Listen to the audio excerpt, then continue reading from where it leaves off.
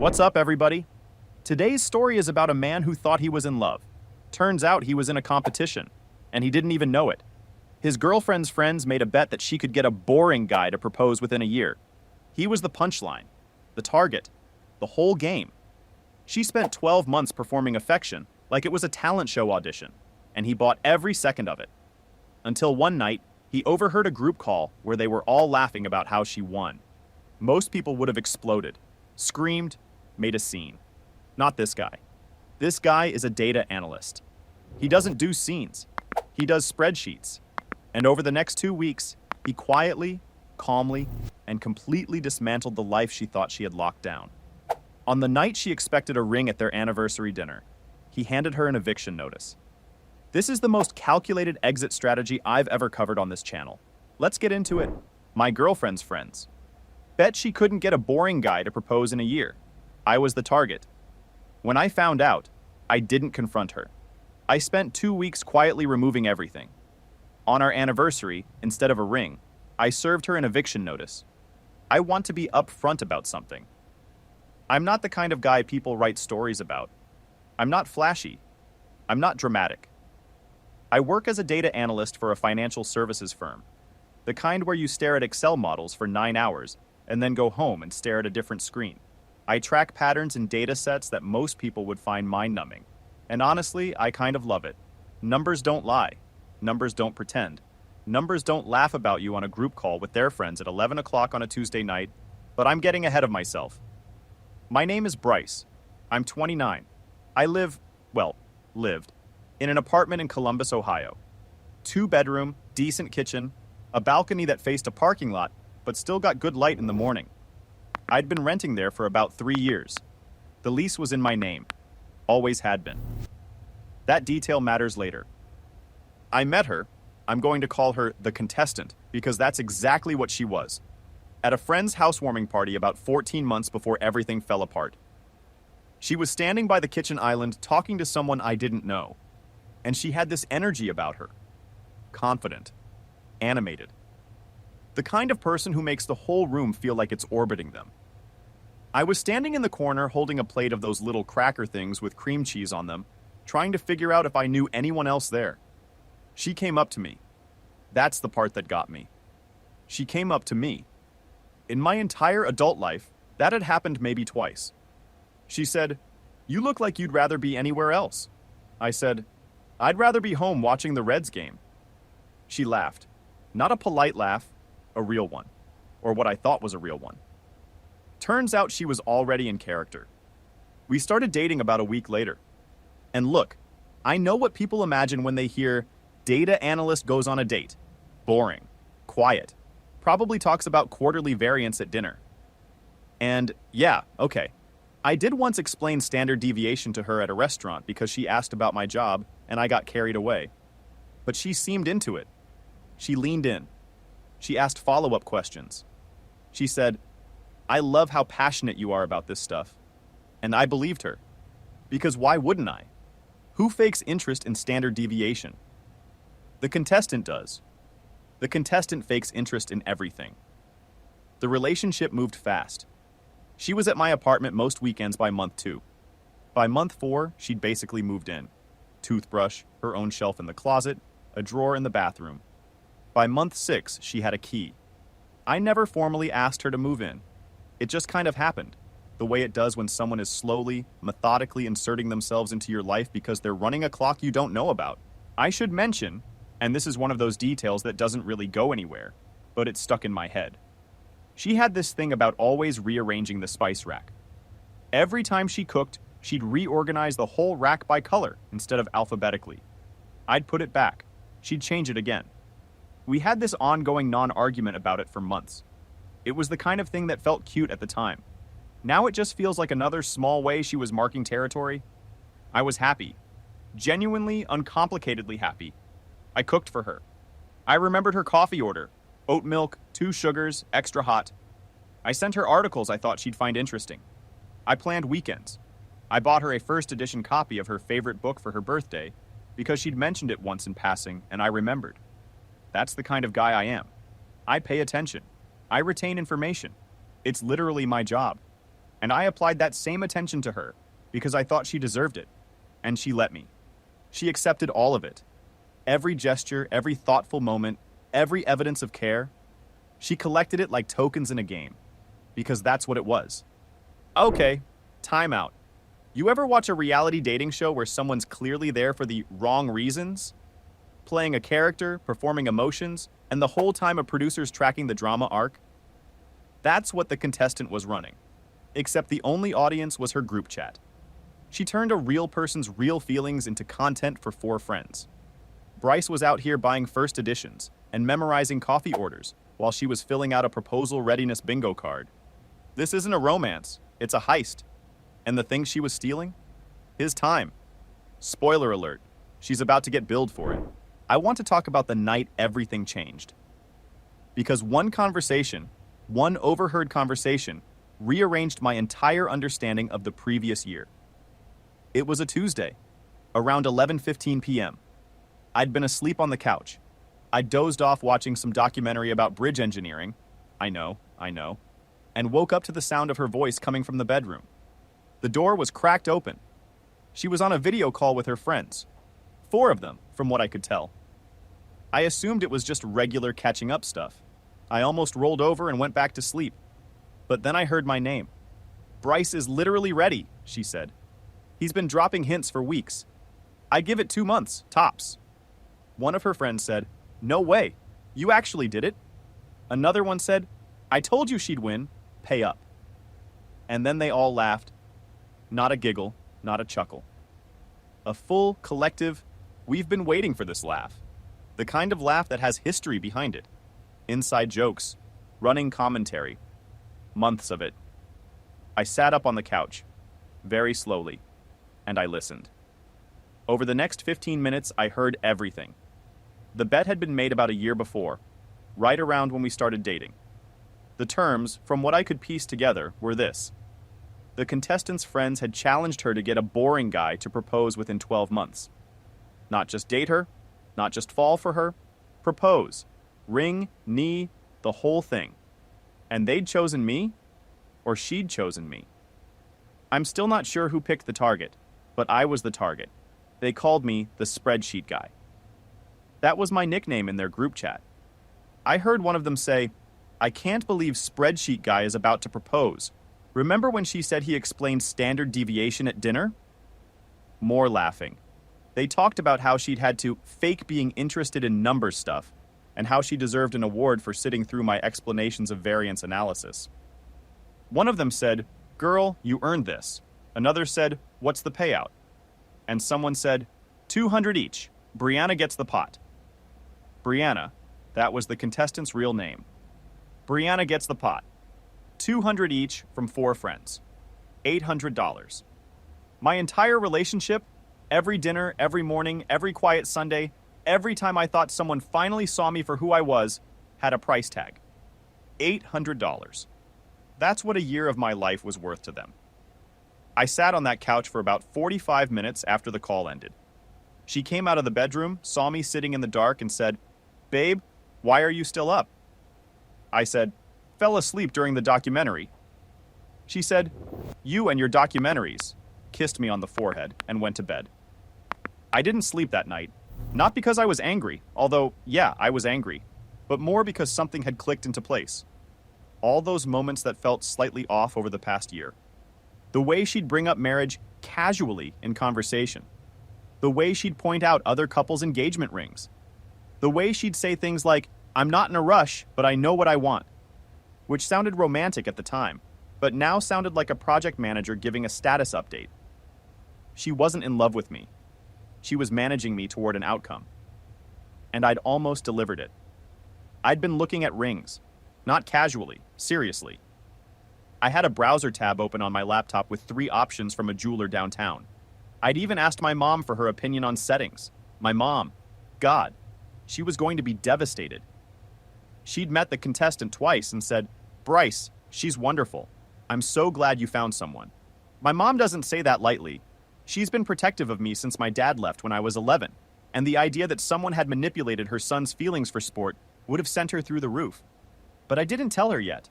Not until I had a plan. Because here's the thing about me, and I know this makes me sound cold, but I promise it's not coldness. It's just how I'm wired. When I encounter a problem, I don't react. I analyze, I gather data, I build a response. Reacting is emotional, responding is strategic, and this situation required strategy, not a shouting match in the kitchen at midnight. So I made a plan. Here's what's happening in Bryce's head right now. This isn't heartbreak. Heartbreak is when someone you love lets you down. What Bryce is experiencing is worse. The realization that the person he loved never existed. The contestant wasn't a flawed girlfriend. She was a character. Every "I love you," every morning kiss. Scripted lines for an audience of 4. Bryce didn't lose a partner. He lost a year to someone who treated his sincerity as a punchline. And the most dangerous thing you can do to a calm, strategic person? Give them a reason to get strategic about you. She created the game. He's about to finish it. Step 1 was information. I needed to know exactly what I was working with. Legally, financially, practically. What's in my name? What's in hers? What are my obligations and what are my options? The lease. The apartment lease was in my name, solo. She'd never been added to it. When she moved in, I'd mentioned adding her, and she'd said, "Don't worry about it, we'll deal with it later." At the time, I thought she was being low maintenance. Now I realize she probably didn't want her name on anything permanent because permanent wasn't the plan. The plan was a proposal, a payout, and presumably an exit. What she'd do after getting the ring, stay, leave, keep going, I have no idea. And honestly, I don't care anymore. So the lease was mine. That was the foundation. My furniture, the couch, the bed frame, the dining table, the TV, the desk, the bookshelf, all mine. Purchased before she moved in. I had receipts for most of them. The stuff she'd brought over was mostly clothes, some kitchen gadgets, a few decorative pillows, and a rug she'd bought for the living room. Her name wasn't on any of the major items. The finances. We didn't have joint accounts. She Venmo'd me her share of rent each month, $750, which was exactly half. I had the full transaction history on the app. Clean, documented, no ambiguity about who paid what. Here's the part that required careful execution. I had 2 weeks until our 1-year anniversary.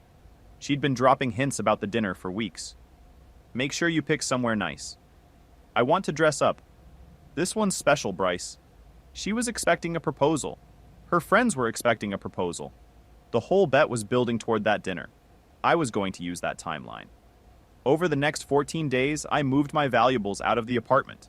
Slowly, deliberately, a box at a time.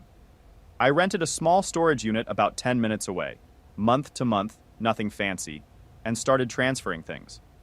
Monday, my personal documents, passport, birth certificate, financial records. I'd kept them in a fireproof safe in the closet. She never looked in there. Tuesday and Wednesday, my book collection. I have about 200 books, mostly nonfiction, some sci-fi, a surprising amount of cookbooks for a guy who makes the same 4 meals. I moved them in 3 trips using reusable grocery bags. She was at work, didn't notice. Thursday, my gaming setup. Desktop computer, monitor, headset, keyboard. I told her I was taking the PC to a repair shop because it was running slow. She said, "Okay, babe." It didn't come back. The following week, I moved the bigger stuff. I took a Friday off work and hired 2 guys from a moving service. Just labor. I had my own truck borrowed from a buddy named Owen. We moved the couch, the dining table, and the bed frame while she was at her office. I replaced the bed frame with an air mattress and told her that night, the frame cracked. I ordered a new one. Should be here next week. She said, "Ugh, okay," and slept on the air mattress without questioning it. The couch, I said, was being reupholstered. The dining table, I said I'd lent to Owen for a dinner party he was hosting. Lie after lie, and I felt nothing about them. Because she'd been lying to me for a year. My 2 weeks of lies were a rounding error compared to her 12 months. I should say something about how it felt. Moving your own belongings out of your own apartment while your girlfriend is at work, knowing she'll come home and not notice what's missing because she never paid attention to what was yours in the first place. It's a strange kind of lonely. Not sad lonely, more like clinical lonely. Like you're performing surgery on your own life, and you have to stay steady, or the cut goes wrong. I didn't let myself feel it. Not yet. There'd be time for that later. Right then, I had a schedule to keep. I also contacted my landlord. His name's Dennis. Older guy, semi-retired, owns the building and 3 others. I'd been a solid tenant for 3 years, paid on time every month, never had a noise complaint, fixed a leaky faucet myself once, and didn't even ask for a rent reduction. Dennis liked me. When I called him and explained that I needed to transfer myself off the lease early, and that my girlfriend, who was not on the lease, would need to either sign a new lease in her own name or vacate, he didn't hesitate. He said, "Bryce, you've been my best tenant. Whatever you need." He drafted the paperwork. My lease termination would be effective 30 days from signing. The contestant would receive formal notice that she was an unauthorized occupant and had 30 days to either apply for her own lease, at market rate, which Dennis noted had gone up since I'd signed mine, or move out. Anyway, I want to be clear. I wasn't doing this to be cruel. I was doing this because she'd built her entire plan around the assumption that I was predictable, boring, easy to manage, the kind of guy who would never surprise her. And I wanted to correct that assumption, thoroughly. Imagine you're the contestant. You've spent a year running what you think is a flawless operation. The boring boyfriend is primed. Your friends are waiting for the victory screenshot. You pick out your outfit. Practice your surprised face in the mirror. Then you show up to the restaurant and instead of a ring box, a manila envelope. No diamond, a document saying you have 30 days to find a new place to live. The apartment, never yours. The furniture, gone. And you can't even be publicly mad because that would mean admitting why it happened. He didn't just leave, he evaporated. You didn't see it coming because you never actually looked at him. The anniversary dinner was on a Saturday. She'd picked the restaurant, an Italian place downtown called Luca's. White tablecloths, candles, the works. She wore a dark green dress and had her hair pinned up. She looked beautiful. I'll give her that. Even knowing what I knew, there was a half second when she walked toward the table where my chest tightened and something old and stupid in my brain said, maybe you're wrong. Maybe the call was a joke. Maybe they were kidding. They weren't kidding. I'd gone back and checked. The morning after I heard the call, I looked at her phone while she was in the shower. I'm not proud of that, but I needed to confirm what I'd heard before I detonated my entire life over it. And there it was. A group chat called The Bet with a crown emoji. Months of messages. Screenshots of texts I'd sent her that she'd shared with the group. My actual messages, things I'd said in private, in vulnerability, in what I thought was trust, forwarded to 4 women who responded with crying, laughing emojis and comments like, "He's so in it," and "Girl, he's gone," and "Easiest $800 of my life." There was a message from 3 months in that said, "He told me he's never felt this way about anyone. I almost felt bad, LOL. Almost felt bad. Almost. So no, I wasn't wrong. And I wasn't going to let a green dress and a half second of weakness change the plan. We sat down. We ordered. She got the pappardelle. I got the risotto. The risotto was actually incredible. Wild mushroom with truffle oil. I remember thinking, at least the food is good. Strange thing to focus on. But your brain does that when you're about to blow something up. It latches onto the small, normal things. She was smiling the whole time. Giddy, almost. She kept glancing at my jacket pocket, looking for a bulge, a ring box shape. She wasn't subtle about it. We made small talk through the appetizer. She talked about her week. I nodded. She talked about a coworker she didn't like. I said, "That's rough." She talked about wanting to repaint the bathroom. I almost laughed at that one. Repaint the bathroom. In the apartment she'd be leaving in 30 days. After the entrees arrived and we'd eaten about half, she put her fork down and looked at me. The look. The, okay, this is the moment look. She said, "Bryce, this has been the best year of my life. I mean that. Being with you has been..." She paused. Practiced pause. Everything. I let the silence sit for about 3 seconds. Then I reached into my jacket. Her eyes went wide. Her lips parted slightly. I could practically hear her composing the text she'd send to the group chat in 20 minutes. I pulled out an envelope. Manila, standard size. Not ring box shaped. Her face did this thing, a micro expression shift that lasted maybe a full second. Confusion, then recalibration, then a forced smile. She said, "What's this?" I said, "Open it." She opened it. Inside was the formal notice from Dennis, the notice to vacate. 30 days. Along with a printout of my lease termination confirmation and a bullet-pointed summary I'd typed up myself, because I'm a data analyst and data analysts make bullet-pointed summaries that outlined the following. The lease was in my name, her occupancy was informal and undocumented, my personal property had been removed, and she should coordinate with the landlord regarding her options. She read it. I watched her read it. Her eyes moved across the page, and I could see the exact moment she understood what was happening. The color left her face. Not dramatically, more like a slow drain, starting at her forehead and moving down. She said, "What is this? Bryce, what is this?" I said, "It's a notice to vacate. You have 30 days. She said, "Is this a joke?" I said, "No." She said, "Bryce, I don't understand. What's happening? Why are you... What did I do?" And here's the part where I could have unloaded. I could have said everything. The call, the bet, the group chat, the crown emoji, spreadsheet guy, the $800. Every single thing I'd heard and read and carried for 2 weeks while I dismantled our shared life one box at a time. I could have laid it all out right there at the table with the white cloth and the candles and the half-eaten risotto. But I didn't. I said, "You know what you did." 4 words. That's all I gave her. Because the thing about people who run games, they know when the game is over. You don't have to explain it. You just have to show them the scoreboard. She stared at me. 5 seconds.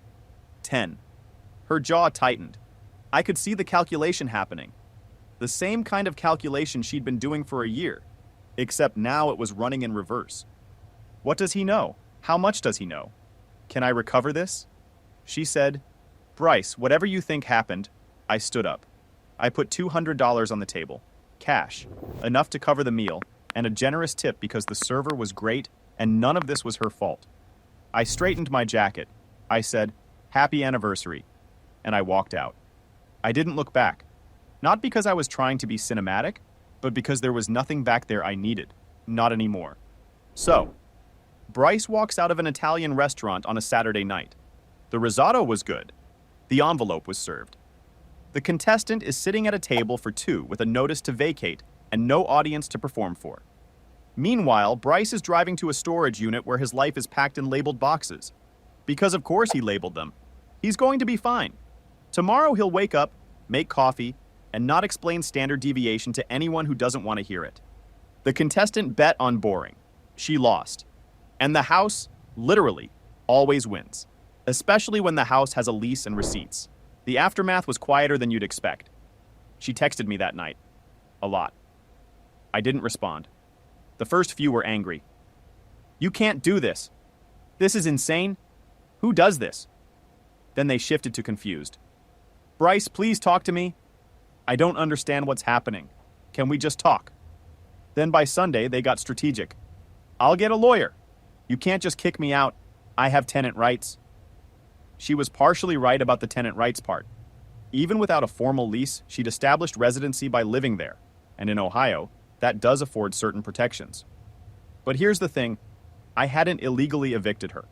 I'd provided a proper 30-day notice through the landlord. I'd removed my own property, which I was entitled to do, and I'd terminated my own lease, which was within my rights.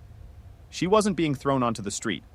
She had 30 days and the option to sign her own lease with Dennis at market rate if she wanted to stay. She didn't stay. She moved out within 2 weeks. I know because Dennis told me. He said she left the place in decent shape except for the bathroom. She left some kind of green paint samples on the wall. The paint samples. For the bathroom, she was going to repaint in someone else's apartment. I told my mom about a week after the dinner. I drove to her house on a Sunday and sat at her kitchen table and told her the whole thing. She didn't interrupt. She didn't react until I was done. When I finished, she was quiet for a long time. Then she said, "Bryce, you handled that with more composure than I would have." And then she said, "I'm proud of you, but I'm also angry for you. You deserved better. You deserve better." She made me lunch after that.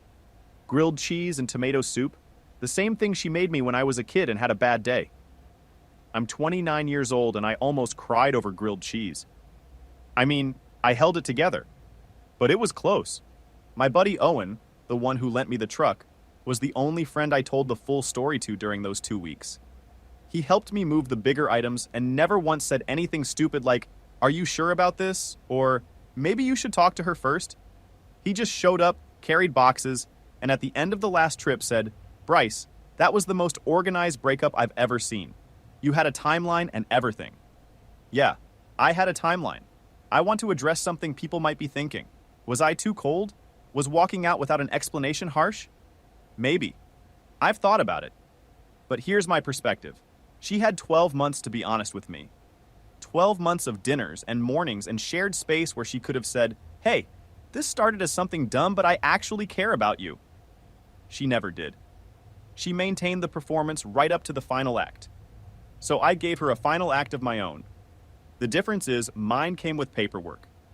I also want to say, and this might sound weird, I don't hate her.